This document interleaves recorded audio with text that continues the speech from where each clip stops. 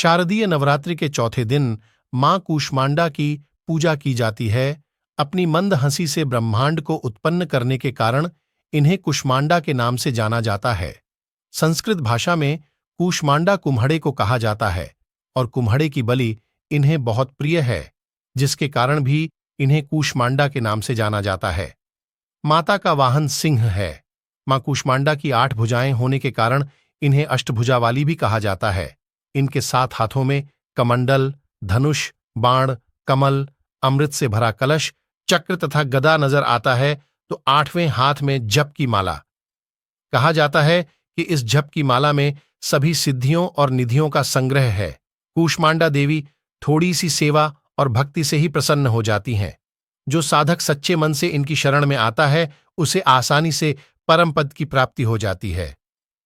मां कूष्मांडा को लाल रंग के फूल पसंद हैं। इनका निवास सूर्यमंडल के भीतर है। कहते हैं, सूर्यलोक में निवास करने की क्षमता केवल मां कूष्मांडा में ही है और यही सूर्य देव को दिशा और ऊर्जा प्रदान करती है। मां कूष्मांडा देवी की पूजा में इस मंत्र का जाप करना चाहिए।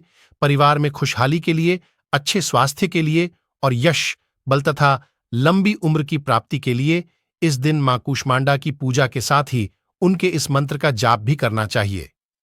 देवी का मंत्र है ओम ऐं ह्रीं क्लीं कूष्मांडाय नमः।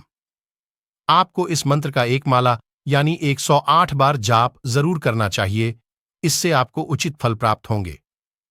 चतुर्थी के दिन देवी को मधुपर्क यानी शहद मस्तक पर तिलक लगाने के लिए चांदी का एक टुकड़ा और आंख में लगाने का अंजन यानी काजल दिया जाता है।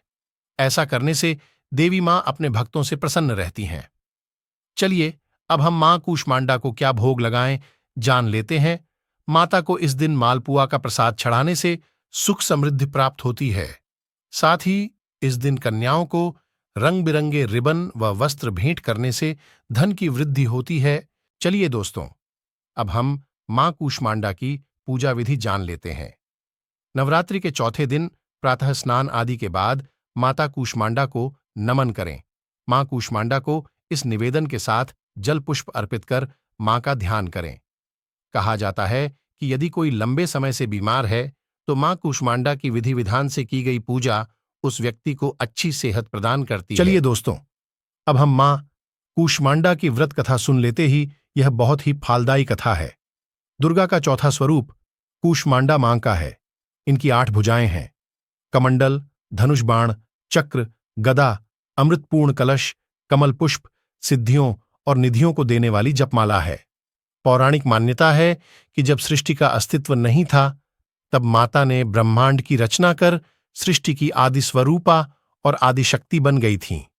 यह केवल एकमात्र ऐसी माता है जो सूर्यमंडल के भीतर के लोक में निवास करती हैं। इनकी पूजा करके व्यक्ति अपने कष्टों और पापों को दूर कर सकता है। तो दोस्तों, यह ही नवरात्रि के चौथे दिन की मां कूष्मांडा देवी की व्रत कथा। यदि आपको हमारे द्वारा दी गई जानकारी अच्छी लगी हो तो वीडियो को लाइक और चैनल को सब्सक्राइब करिए। धन्यवाद।